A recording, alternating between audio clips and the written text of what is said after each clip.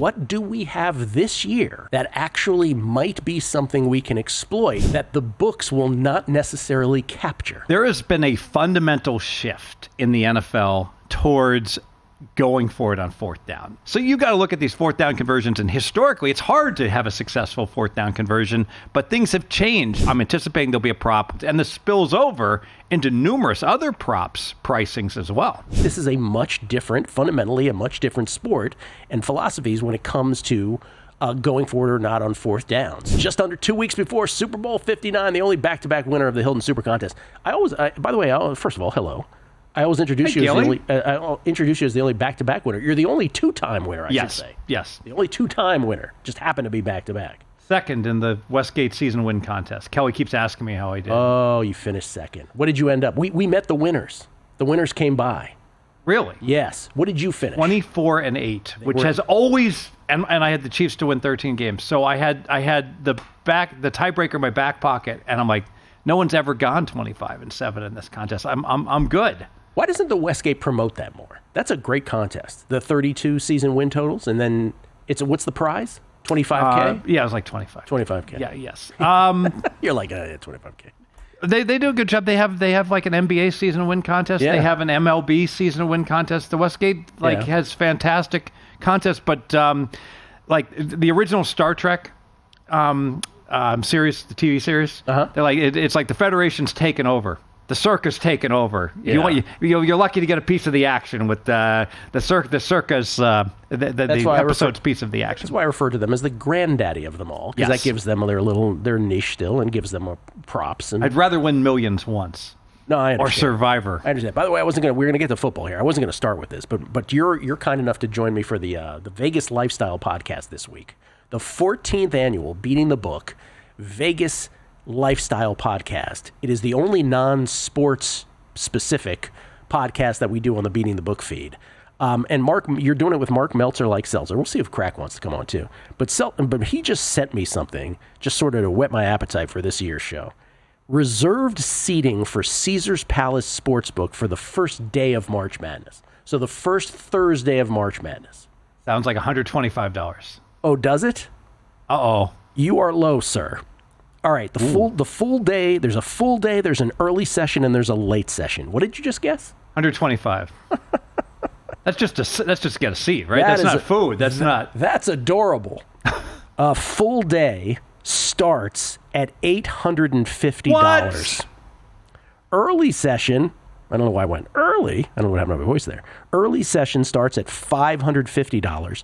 The late session starts at $650. I'm old enough to remember where you just stumble. You'd be out having played blackjack all night. You'd stumble over at like 6 a.m. and you just put reserved for Steve, and you just put like a little piece of paper down, and then I'd stumble back 4 hours later. I'd walk up, someone would be in the seat. I said, "That's my seat." He said Friday is the same. Remember, that's just for Thursday. That's not the weekend. That's just for Thursday. He said Friday is the same.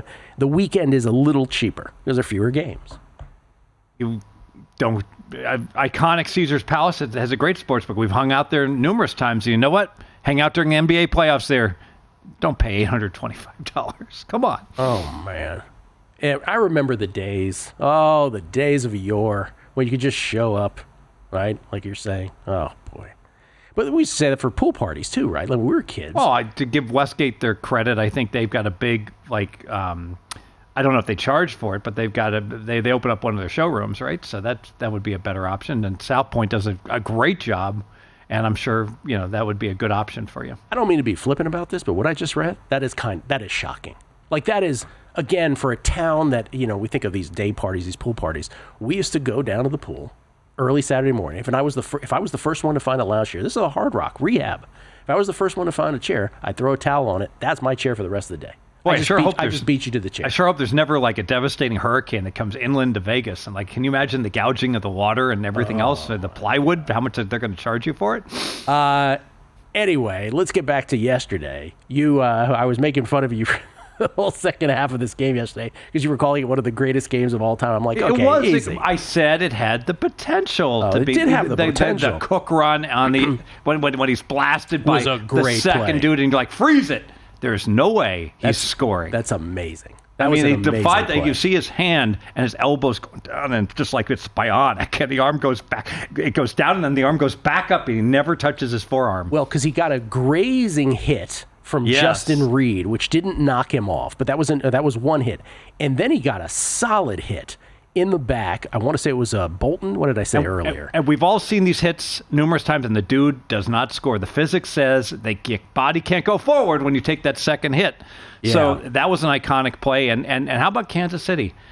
First and goal from the Wishnev. First and goal from the 10. From the 9.9 yard line. No one scores from there. Todd Wishnev is very big on when you have first and goal from the 9 or 10, that it is way less successful than people give it credit for. Never, ever. If you're on the 25, matriculate to the 10. Well, and that's what Xavier Worthy, he just ran out of bounds at the 10, which is like, dude, go for some contact. Try to get some yards.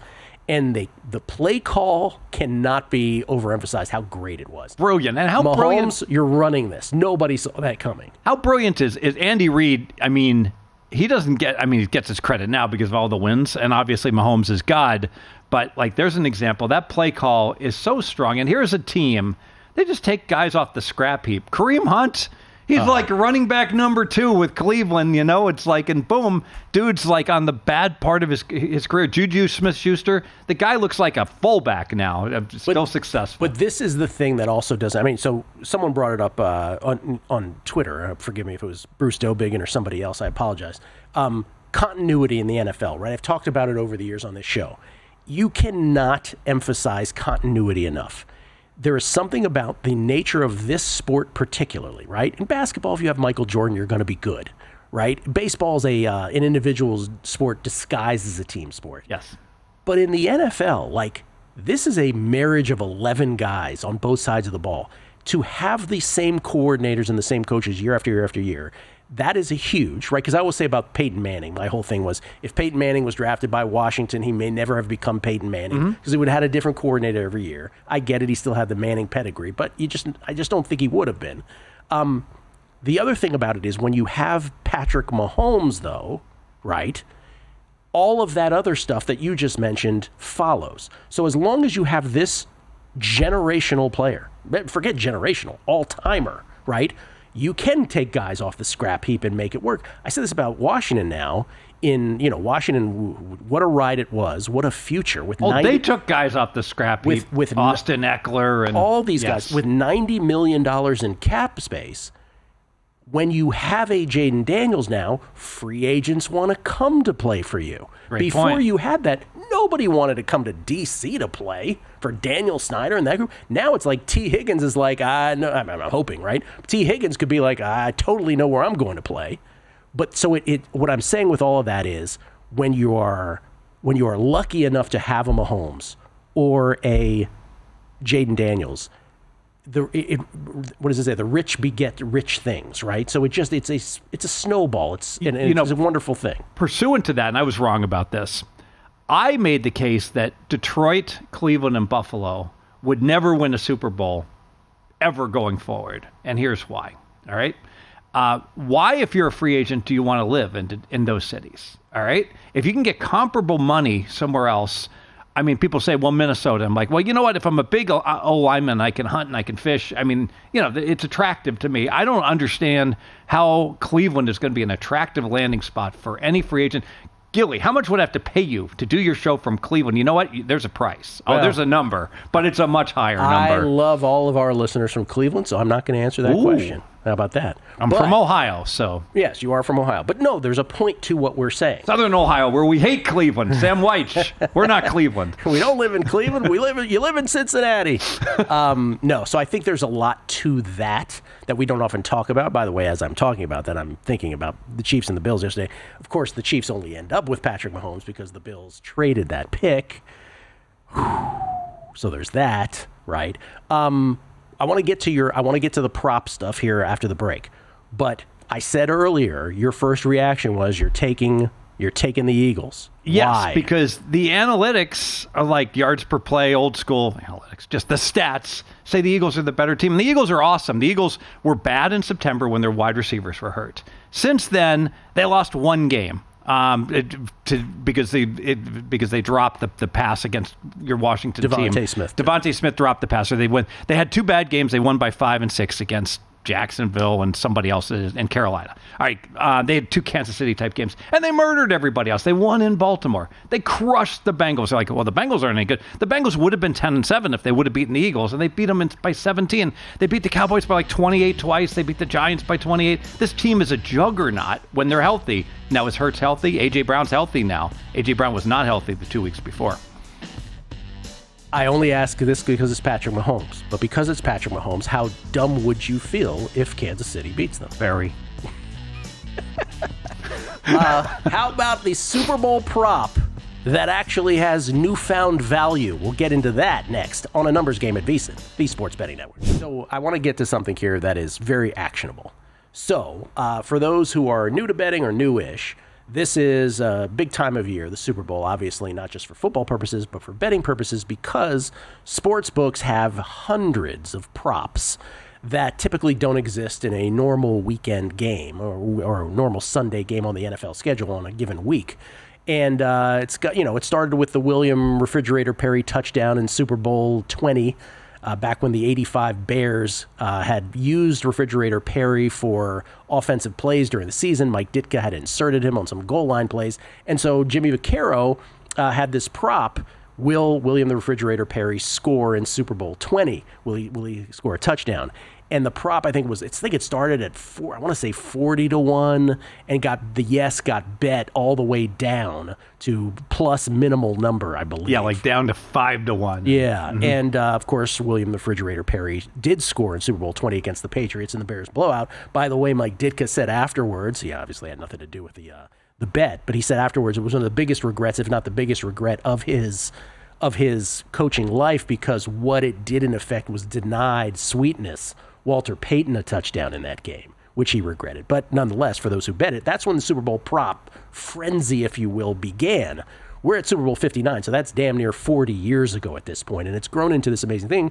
Rufus Peabody first gained notoriety betting Super Bowl props and exploiting Super Bowl props. There was a big piece on him in the Washington Post that really sort of gained fame for him in this corner of the world. And so it does beg the question, Steve, that there are formulaic Super Bowl props, right? There's obviously some unique ones specifically tailored, like that Refrigerator Perry was, for specific circumstances. But generally, the majority of them are, insert name of these two teams, but it's the same kind of props from year to year.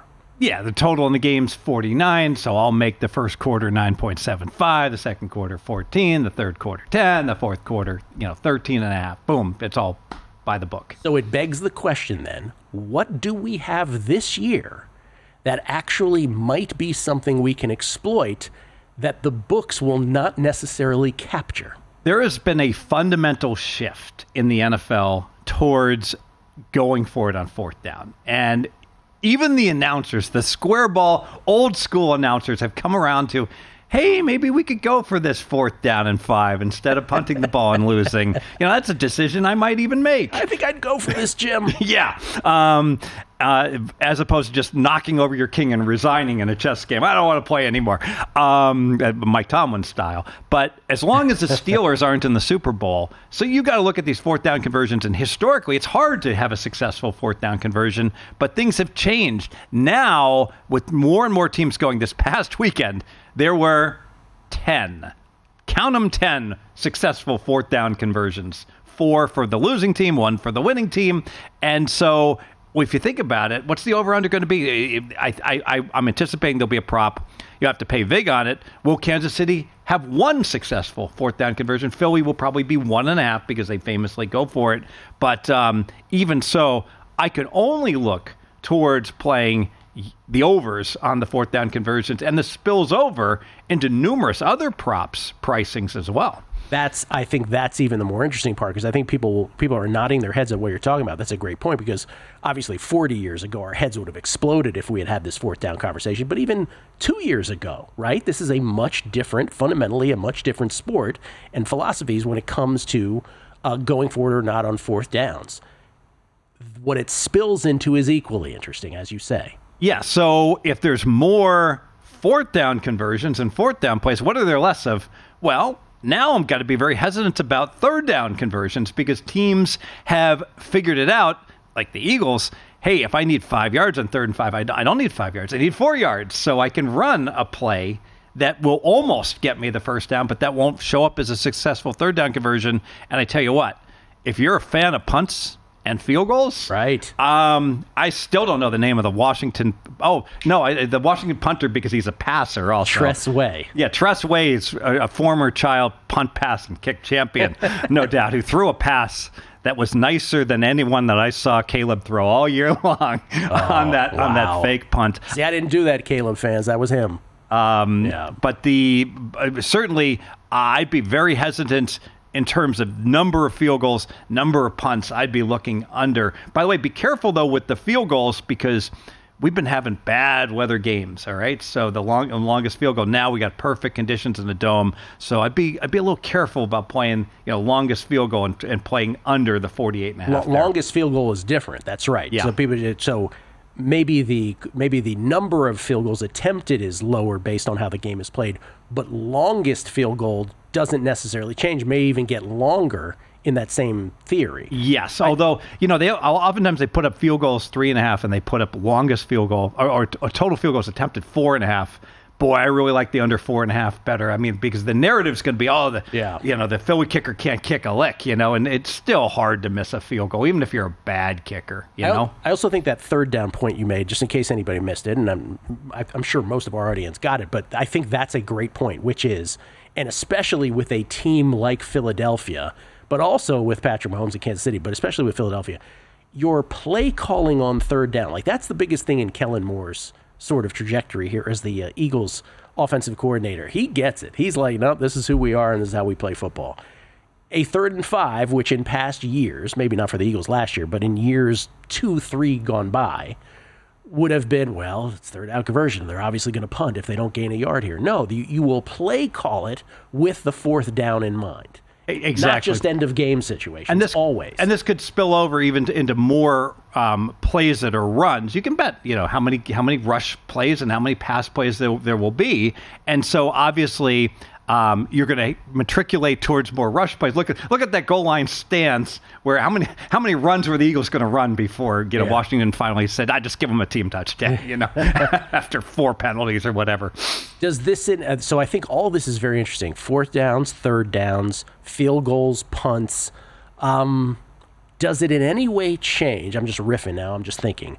Last week we were on the show, and we say this every year, the prop that flummoxes new or newish bettors the most is the prop that states, will it, except with the exception of extra points and 2-point conversions, will a team score 3 times in a row?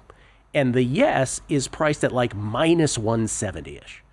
And to the average bettor, the newer bettor, they're like, what do you mean? These are 2 of the best teams in football, if not the 2 best teams. The likelihood of them scoring 3 times in a row is very low. How can that be the minus? Going to go back and forth, back and forth. Of course. The no game should be minus. Yeah. But in fact, it is correctly priced. It happens all the time. Does this stuff that we're talking about in any way bother that? It makes it less likely there'll be 3 straight scores. Just think about it. Field goals are outlawed. That's what I'm thinking. Now you got to score 3 straight touchdowns, and that's going to be a lot more difficult than getting those threes whenever you get into field goal range. I referenced this on Friday, but my favorite reference is indeed the Tennessee Rams, the close, low-scoring Super Bowl 23-16 Rams lands right on the number. Like that's like the poster child. If you saw that final score, like, oh, I'm going to bet that there's not going to be 3 consecutive scores. Well, both teams scored 3 consecutive times in that Super Bowl. Yeah, isn't that amazing? 23-16, the one where the Titans famously, Kevin Dyson 1 yard short. Was it Dyson who was 1 yard short? Yeah, mm-hmm. Kevin Dyson 1 yard short. Jones making the tackle for the Rams on that one. So I think all of this is very interesting. And the point being is that what we are saying, but what we are tacitly saying, but not actually explicitly saying, is that the books can't possibly, while these lines and these props have been calibrated from year after year because they're formulaic, they can't possibly price these correctly. Yeah, another one is the 2-point conversion. Yeah. So it's hard to have a 2-point conversion. We had like 3 of them attempted in the Bills game. So what's happened, the book has gotten out, and there's been a rules change on the kickoffs because if you have a personal foul now on a touchdown, teams are like, well, I'm going for it. If I get the ball on the one, right. So even in the first half, you're going to see attempts that could happen. Both these coaches are going to go for a 2-point conversion from the one. So I would be terrified to bet that there wouldn't be a 2-point conversion. Right. We saw it yesterday on more than one occasion where a team tried to go for it. Buffalo failed twice. Kansas City succeeded. Final margin of victory, 3 points. Oh. By the way, did you see some of the incoming you took on the whole, bet the Chiefs on the money line, take the Bills with the points, and then there were a couple people on Twitter like, what are you doing? I didn't go to overtime. You got those? I did not. Yeah, no. I'm just curious. Steve Fezzik, that's great stuff, actually. Great information. And here's the thing. We used to have to wait for the props. They're out. Hundreds of them are already out at certain sports books. Not necessarily in Vegas, but in the... Caesars is up. Caesars is up. DraftKings up as well. We'll come back more with Fezzik on the other side here on A Numbers Game. Steve Fezzik, kind enough to hang with us on this Monday morning. Usually he's here on a Friday, which is really the response to some of these tweets we've gotten. We get tweets at Beating the Book. Wet Willie Colin, who says, no intro theme for Fezzik? Jason, Ice Cold Gambler, what happened to Fezzik's intro music? Come on, Kelly, you're slacking. Well, a decision was made that because it's Fezzik Fridays and you're here on a Monday that we wouldn't play the intro music. Monday or Friday, we're here at Circa. I love Circa. I love the Jackpot little coffee shop there. I love Victory Burger. I like the little Saginaw's Deli. I love Barry's. I love Stadium Swim. I love their little gym here. And I love the Signature Legacy Club on the 60th floor. Anything else? Time of my life, baby. James Sott. Ooh, man. Watch an NCAA tournament at Circa would be amazing. Vegas DP, Vegas Lifestyle Show this week. Woohoo! Yes, Beating the Book podcast with both Fezzik and Meltzer like seltzer. Richard Eng. ANG having Fezzik on is like listening to Bill Belichick talk about football strategy. There you go. Pick 10. Total punts at DK, 6, minus 115. Is he saying 6.5 at minus 115 or 6? 6 is a really low number. He has 6 in a thing. I think he might mean 6.5. Yeah, he might mean 6.5. That's an apostrophe. The numbers guys, fundamental shift is what Fez said, right? He said shift. Yes, he did. Brandon Webb putting a chip in the ball, which I agree with, won't eliminate the complainers. I can hear it now. Oh, it's all on a computer now. They can make the ball appear like it's wherever they want. There will always be conspiracy theorists. Brandon, you're 100% right. Back to the chip. They need to put a Plinko puck in the football because it'd be harder to throw it. Because Gilly invented, copyrighted it. So many plays, like who wins the games, it comes down to, is the tight end going to catch the lollipop on fourth down? Yep. Plinko. Yep. It's 4th and 1, and you know what? An MIT grad with an abacus could not tell whether he made it or not. It's really true. Our G-Bank best bets of the day, courtesy of G-Bank, the official bank of VSiN, because I want to get back to Fez here quickly. I am on the Chiefs. I bet the Chiefs minus the 1.5 against the Philadelphia Eagles. It's still minus 1.5 at Bookmaker offshore, but it is a moving. I don't like I'd rather lay the minus 125. We're back to that discussion of they have 1 point. If it goes overtime, they both score touchdowns and it lands on one. It was you're going to feel like a dummy. I only bet it at one place, but I bet it very impulsively yesterday. I will be betting the money line as well. Bottom line, the one is more likely to land in the Super Bowl because of the overtime rules. Yes, makes sense. Kelly's picks. He's on Kareem Hunt over 42.5 rushing yards in Super Bowl 59. That's Super Bowl LIX. Isaiah Pacheco, longest rush under 8.5 yards in Super Bowl 59. And Kelly's got the conference play that he still has in pocket. He's got the AFC at minus 115 to win the Super Bowl. Let me ask Kelly, is there any concern here that obviously we've been playing in the wintertime in Kansas City, and Kareem Hunt is a big fat guy, that's perfect. He's a mutter. But Pacheco, who runs angry and is faster, would he be more effective on the turf of New Orleans? I'm going to do my thought of what Kelly would respond. He'd be like, a little bit, but not that much. Steve Fezzik's bet. Oh, look at you, doing a little college baloncesto tonight. System play, right? Whenever you get the worst ranked team at home and they're laying points, there's a reason they're laying points. So Iowa State projected to be a number 1 seed, not after they get blasted tonight by 20 points. Speaking of that, did you see the Kansas-Houston finish the other day on Saturday? I saw the box score where there was back-to-back threes apparently for Houston. I happened to be watching it. Kansas, to your point, was a home dog by, I think, 1.5 against Houston. And beware the fog. They go to overtime. Kansas is up 6 points with less than 20 seconds left. Game's over. Turn it off. Go watch Heidi. Houston's win probability is I think it's 0.4. So less than 0.5%. Seems high. It seems a little high. That's right. So I think with 13 seconds left, they're down to they hit a 3. Mm-hmm.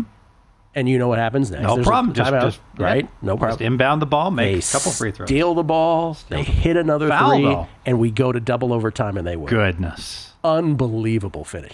Kelly's also on a couple of basketball plays tonight. He's on the Wolves -7, and he's on the Clippers on the money line in the National Basketball Association. All of our best bets recapped at the end of every show. Oh, by the way, Carl Sack also on the Nuggets. He got it -9. You can actually find -8.5s out there on the Nouget, the Denver Nouget tonight. In not a full slate of NBA, but a pretty hearty slate of NBA games. G-Bank Best Bets of the Day is always brought to you by G-Bank, the official bank of VSiN. If you're serious about sports betting, you need the G-Bank Visa Signature Card. Most credit cards treat sportsbook and gaming transactions as cash advances. Even when you put your own money on the card, G-Bank treats gaming transactions as purchases. So you're typically saving up to 3 to 5% on cash advance fees right there. Pardon me, right now. For a limited time, you'll receive a $250 bonus after you spend $1,000 in the first 90 days. Apply now at VSiN.com/GBank. That's VSiN.com/GBank. Subject to credit approval. Terms and conditions apply. By the way, Carl Sack used to be under Dr. Bob's umbrella. Both Dr. Bob and Carl Sack, one of those guys who've been in the industry forever. And these are the rare guys. They just stay up on everything that's going on, and they just win, baby. They just consistently. I think Dr. Bob just had a 15-5 Saturday, and I track all these guys. I bet Carl's plays. I bet Dr. Bob's plays, and don't like to be against these guys. That's why Dr. Bob may not like the Eagles, which I like, which has me very, very concerned. Yes. I don't need that kind of trouble. Don't need to go against a pioneer. He's in the Sports Betting Hall of Fame, right, Dr. Bob? Should be. Oh, he's not. Wall Street Journal. He's not, yeah. Wall Street Journal. Yeah. He does a feature article on moves all the lines in Vegas, terrifies all the Hall of Fame bookmakers who can't get their lines right. Yeah. And they're all in the Hall of Fame. So see, I'm on the Chiefs. Didn't scare you, but Bob might be, and now might scare you, is what you're saying. Yes. Yes, I understand. Before we go, we wanted to bring up a couple things. One, exchanges.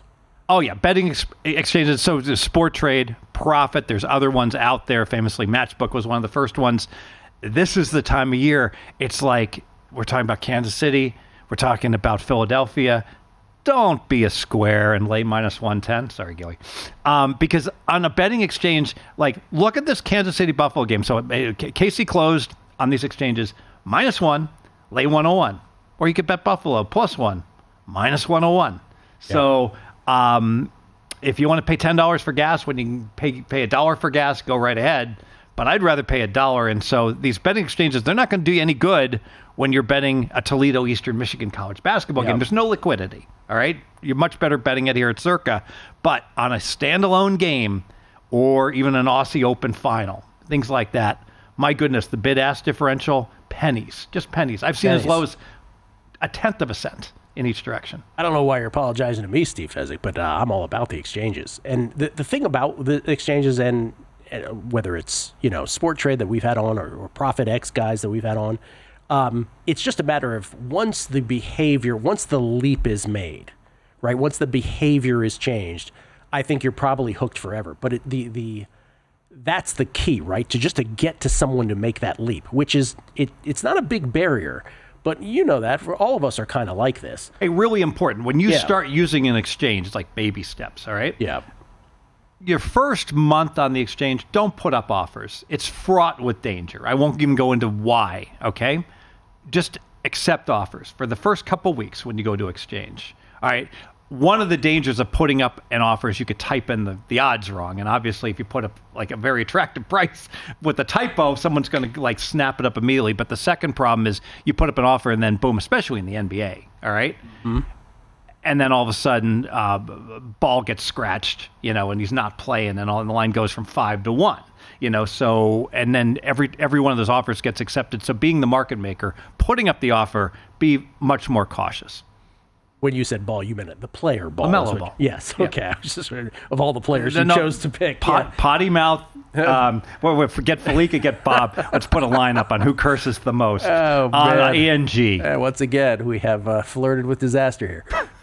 Okay. So, but I think that's great advice that you just shared about the exchanges. For the first month, don't make any offers. Just chill and accept offers. Learn the lay of the land. Exactly right. Yeah. And also notice how, like 5 minutes before a game starts, like that's when there's almost you can lay 101 in each direction in these big games, and then what'll happen is inevitably people start pulling their offers down right before the game starts, and it's not unusual 30 seconds before a game, if you might suddenly, if you put up an offer that's not really that attractive, someone might gobble it because it's last chance, I got to get down on this game. I want to have some actions. Let me put it in there. What would you say is your, if your percentage pie of how much time you spend in a standard sports book versus this now? I would say standard sportsbook betting almost all the time. 5 minutes before a game starts, just living on the exchanges. Okay. Yeah, right before the game starts. Then you gravitate, then you migrate to the exchanges. Yes. Gotcha. Steve Fezzik, everybody, at Fezzik Sports. Great stuff about the Super Bowl props. We'll throw that up on social for sure. And then I'll talk to you on Wednesday for the Vegas Lifestyle Pod. Tell you how to get a diamond card. Lots of free stuff. Free vacation to the Bahamas. Out of Shin's Casinos, out of pennies. Steve Fezzik style. Thanks for watching, but don't let the betting insights end here. If you want an extra edge this football season, you can get a month of VSiN Pro right now absolutely free. That means access to our betting insights, analysis, and tools like our betting splits at zero cost to you. Click the link in the description to sign up.